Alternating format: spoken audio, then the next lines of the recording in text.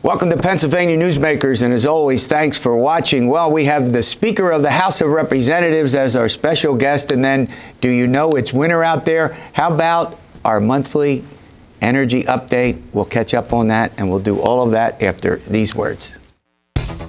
This is Pennsylvania Newsmakers, a fast-paced, unrehearsed weekly discussion with and about the leaders who shape your world. And now, here's your host, Terry Madonna. Well, welcome back to the program. Joining me is the Speaker of the House, Mike Turzai. He represents the 28th District that's out in Allegheny County. You know, Mr. Speaker, I was looking at the list of your predecessors, and I was William Penn, 1682, when it was something called the frame of government, and then Ben Franklin. Did you ever sit back and think, this is a lighter moment, by the way, we're going to have a lighter moment, nothing wrong with that. No, Terry. Did you ever sit back and think about that? I have, and I'll tell you, Terry, what people sometimes forget is the Commonwealth of Pennsylvania predates the United States Constitution by over 100 years. Oh, yeah, absolutely. You know, I sometimes read some books on the founding of the United States Constitution, sure, and how they look back to what the colonies that became states. What was their legislatures doing? Yeah, that's where their experience was. Exactly, their experiences guided, and so did obviously the revolution. Yes. Yeah, but I was just thinking as I was preparing for this, and I thought, wow, this is really, when you look at the past. Now, and we know some speakers have not fared so well, as you know. We don't need to go there. No, correct. But you get the point. But we've had some ups and downs with them. But what a great history our state has. I think you would agree with that. Yes, I will tell you this. Every now and then when I think, like, oh, my goodness, I get to hold this position of honor, I'm quickly reminded how in my own household it doesn't get you that. We all know that, right? Especially with the kids. Hey, Dad. They come up, hey, Dad, yeah, I got to run. Let's go. You're right. All right. Let's talk about a couple of things. I want to start with something that everybody that follows this program and regular viewers know about the budget. Everybody in the state who follows our politics knows about the budget and the line item veto. And I want to ask you specifically about something that the Senate is working on. We obviously have hundreds of millions of dollars cut from the prison budget, scheduled to run out very shortly. If the Senate were to pass an appropriation to fund the prisons, what would you do in the House, you think? Well, Terry, it's an important question, and I think it ties into the larger budget issue. Look, we've put three budgets, fiscally responsible budgets, on Wolf's desk. One on June 30 by the constitutional deadline, vetoed it in full. Right. Fully funded corrections, human services, increased dollars to public education, which you and I know go to teacher salaries and benefits, right? We do a stopgap at the end of September. Fully, for that period of time, fully funds corrections, human services, and also leads us on to increases in public education. Fully vetoes it, just vetoes it because he can. So by the time we get to right before the holidays, on December 8th, the House passed a budget, $30.265 billion, Terry. Right. $30.265 billion. Record levels of money from the state going to public education, over $11 billion, $400 million more than we did last year. The budget that we pass and send to the Senate spends about 3.5% more than last year. Right. Terry, the rate of inflation in the United States of America, the core rate of inflation, is 2%. Mm-hmm. The growth in the economy is about 1% or less. And we're putting a compromised budget on the governor's desk at 3.5% growth over last year's spend, and he doesn't put that into law and sign it. Here's the way he did 90% of it, but not all of it. Here's the way I look at this, and as I say, I think the members of your caucus were elected with a mandate to cut spending. You get my point. Reduced taxes, or certainly no taxes. Or to hold the line on. Hold the line. Okay, that's what they were elected on. So, and many of them, and you got almost historic majorities, 120 people in 2014. Am I with you? Yeah. Okay. We now, did get up to on. 120. That's correct. We got up to 120. All right. Governor Wolf's elected, in a sense, with a mandate. So both of you sit there. He wins by 10 points. He wants to increase education spending, do a shale tax. Your members are elected to do something different. I mean, do you see that difficulty? Each of you have a mandate from your own constituents, and that's why I look at this and I don't say this isn't a right or a wrong. Yeah, Terry, but here's the thing, you may see it differently. 3 budgets on time. Right. The first one's constitutionally on time. They're all fiscally responsible, fully funding. And here's the thing. He wanted to increase the personal income tax from 3.07% to 3.7%. That's a 20% increase. That would have meant taking 2.6 billion more, 2.7 billion more from the public in their income. Second, he wants to increase the sales tax up to 7%. The sales tax would have been taking from people all across the state about an additional $1.7 billion. Here's the thing. You don't need to increase the personal income tax or the sales tax to provide an appropriate budget to meet the needs of the Commonwealth of Pennsylvania. In fact, the budget that we sent to the Senate and that they then passed, we passed with 115 votes on December 8th. They then passed it on December 23rd. Yeah. Every single Republican senator and 2 Democrats goes to the governor's desk. It spends 3.5% more than last year's spend, increases the dollars to public education by over $400 million. It's an $11 billion all-time record high. We know it's going for teacher salaries and benefits. We understand that. We're willing to compromise. The governor should have let that budget become law if he didn't want to sign it. Any line item. Any line item, you know, about 10% of it. Okay. A little more than 10% of it. We're going to continue this discussion. There are a couple other issues we want to get into. We got to talk about liquor privatization, an important subject for you, and pension reform too. And pension reform. We'll be back in a moment. This broadcast of Pennsylvania Newsmakers is presented by the Pennsylvania Chamber of Business and Industry, the statewide voice of business, and by the Pennsylvania State Education Association and Partners for Public Education, bringing the power of a great education to our schools, our students, and our communities.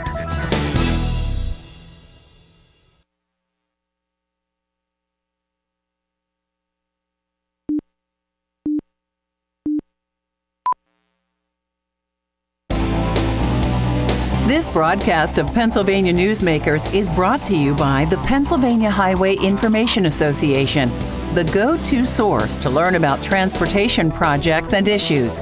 Please visit pahighwayinfo.org. And by the Pennsylvania Manufacturers Association. Business in Pennsylvania is our business. All right, we're back with the Speaker of the House, Mike Turzai. We're chatting about all things related to the state capitol, namely right now the budget. All right, I have a question for you. Yes, sir. Here's what it is. Your Senate colleagues and the governor agreed on what was known as a framework. It would have called for, I think, 6% spending, would have increased education a little more. The House wouldn't go along with it. The Senate then, as you accurately pointed out, passed the lower budget that you passed on, the $3.3 billion. 30.3 billion, I think got that right, and the governor line item vetoed it. So parts of it, about 10% of it, right? Yeah. So now let's look ahead, because that's where we got to go. Yeah, I agree. The prisons, you're going to get this bill. It looks like to me. Yeah. Well first of all, I do think. I haven't seen the details, but I think it's the same amount that was in the $30.265 billion. If it's there, would you? Oh, I think that's definitely we would be moving forward on that. So you would send it, and the governor this past week has said he's not sure. He wants to see what he would do. But I think at some point, you know, here we go. We're going to have another budget announced on February 9. Do you think rather than pick up the pieces of this budget, it'll all morph in to the new budget when the legislature, particularly the House, because these bills are supposed to start with you, do you think you'll just morph them together and deal with them, you know, their concerns and your concerns as a package? Here's the key. The 15-16 budget, 90% of that has been signed into law and released. It's essentially, you know, with the exception of the governor line item, part of the Medicaid, a component of Medicaid, and a component of basic education funding and a component of corrections. So the three primary areas. All the federal dollars that come through the state are released. So what you're saying is you don't need to revisit this. You can just do the new budget. I think we close. I think the governor would be responsible to close those items for 15, 16. Close the door. I would have just let it become law and then moved into 16, 17 discussions. That's what I thought. All right. That's really, I don't understand. I guess he did it because he can. He likes chaos. He likes havoc. This is what he likes. It doesn't make sense to me. It's sort of like governing by anarchy. He's been running a full-time campaign, ads from the public sector unions. I understand. They're supposed to be independent, but my goodness. All right, let's talk. Millions of dollars on ads. How's that to govern? Liquor privatization, one of your favorite topics. The governor has proposed privatizing the management of the lottery. You also, and then there were some proposals about just, we're talking about liquor now, management of the liquor operation. Terry, he's never really. You didn't get that? Yeah, I mean, he had a press event. Oh, so you didn't see any specifics? Yeah, on there's no specifics on any of the stuff that come from their office. All right, what about starting out? Like it's an off the cuff remark at a press event. I understand. Like what's that? That how count. about privatizing some aspects of the sale of liquor as a step? I'm talking about. So you take maybe beer and wine, and you maybe not beer because you get into trouble with the wholesalers, you know what I mean, the 1,200 distributors, but you take wine and is that a way to move forward given the fact that he's probably going to veto a full privatization? Yeah, he did veto a full privatization. Yeah, he already vetoed one it. time, we sent it over to him on June 30th, and he vetoed it. He privatized something else, I'm talking. Yeah, he vetoed something else. Correct. And the interesting thing is, look, when you look at moving into the 21st century, and you look at all the adjoining states, right? They have a private sale of wine and spirits, and they have additional revenues coming in from that particular paradigm. I mean, it makes sense, right? It's common sense. The whole point of it is Pennsylvania is archaic, right? Let's show everybody that Pennsylvania is moving into the 21st century. Let's show that we're able to break free of special interests. And while we're doing it, let's think outside the box and bring in additional revenues so that we're not increasing taxes on the citizens of Pennsylvania, right? That's the point. Now, the other side of this is that they put up, what, $400 million or $500 million they give back to the state, from the operation as it now stands? No, that's not right, Terry. Okay. Look, there's how many taxes, right? And they call that, when I say they, the LCB, the union, says, oh, look, they make all this money. No, it doesn't make money. They collect taxes. That's what they do, Terry. Okay. There's a 6% sales tax, right?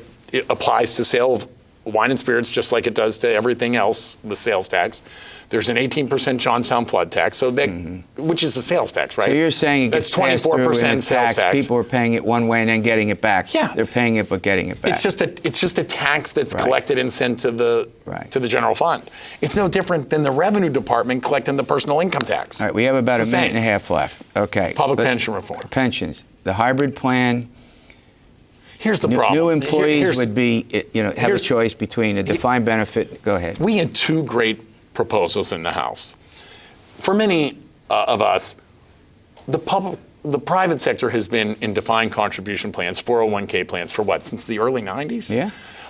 My wife's 401k plan, when I was in the private sector 401k plan, the public's expecting that, right? They're willing to pay taxes, but they don't think it should be different. Two of my colleagues, Representative Camp, Representative Tobash. Representative Camp, a proposal that I've always supported, says all new hires, move them to 401k plans. If you can't get the votes for that, to move everybody to a 401k plan, then how about, all new hires? Then the Tobash plan, which I help Mike Tobash's plan, which I helped craft. And he's been on this program. He's talking about is a stacked. And here's the thing about that: it's just new hires. It saves 11 to 13 billion according to the actuaries over 30 years. Okay. The whole point of trying to extract things from current employees is problematic because, particularly what the Supreme Court looks like now, nobody thinks that anything dealing with current employees is going to be upheld by the Supreme Court of Pennsylvania. That's absolutely true. And then the only savings, and I'll vote for every public pension reform plan. I always have, and I always will, and I've been out front on this for many years. But look at new hires. Let's look at the Camp proposal and the Tobash proposal. Let's talk about moving to 401k type plans so that the public that works in the private sector says, you know, the public sector needs to get there too. First of all, I want to thank you for coming on. The successor to William Penn and Ben Franklin. I still think that's you know, I'm a historian. What can I tell you? All right, let's get the weather. Oh my gosh, energy update coming up. This broadcast of Pennsylvania Newsmakers is brought to you by Pennsylvania Credit Union Association. Pennsylvania Credit Unions, where people are worth more than money. To find a credit union that is right for you, check out ibelong.org. And by the Energy Association of Pennsylvania, Pennsylvania's energy information source.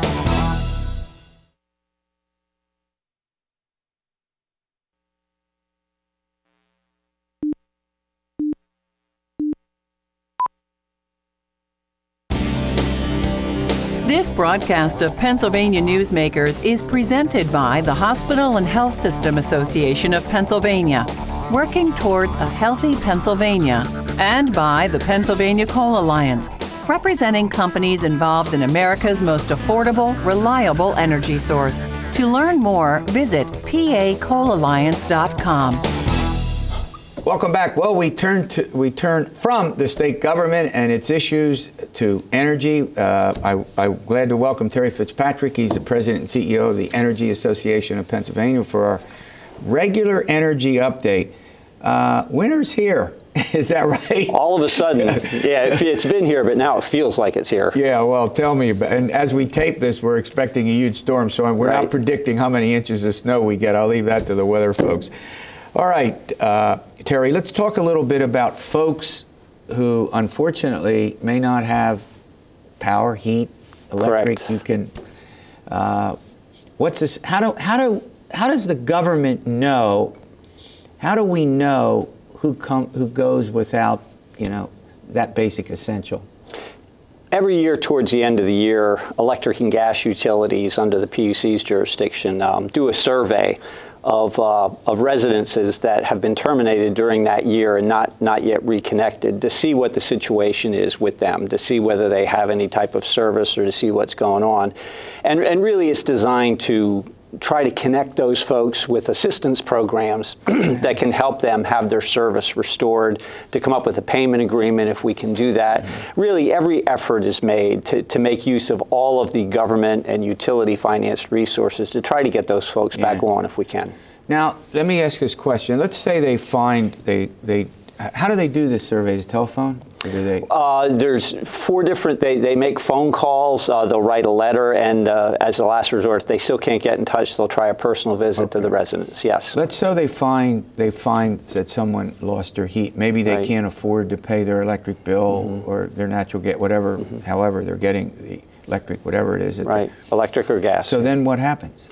We'll try to connect them with assistance programs, and there really is a lot of assistance available. If you look at our public policy, there's a lot that's done to try to help folks who have trouble and who struggle to pay their bills. There's the federal low-income home energy assistance program, LIHEAP as it's known, funded by the federal government. I think we get about probably about $200 million. And we talked about the LIHEAP program on here. Right. Even bigger programs are actually through the utility itself. Some of them come from utility shareholders. Even more contributions come from the other utility customers to support folks who can't pay their bills, and those are customer assistance programs. But all of the universal service programs of all the electric and gas utilities, the funding for that probably about doubles what's in LIHEAP. So there's almost $500 million in those programs that are available to help customers. All right, we're chatting with Terry Fitzpatrick from the Energy Association. We're going to a quick break. I want to then get into some other questions about this, about the price of energy, given what's going on with petroleum right now and oil and gas. We'll get into that with Terry after these words. This broadcast of Pennsylvania Newsmakers is brought to you by the Pennsylvania Medical Society. Inspired physicians committed to the good health of Pennsylvanians and the advancement of the practice of medicine. And by the Pennsylvania Healthcare Association, the future of long-term care.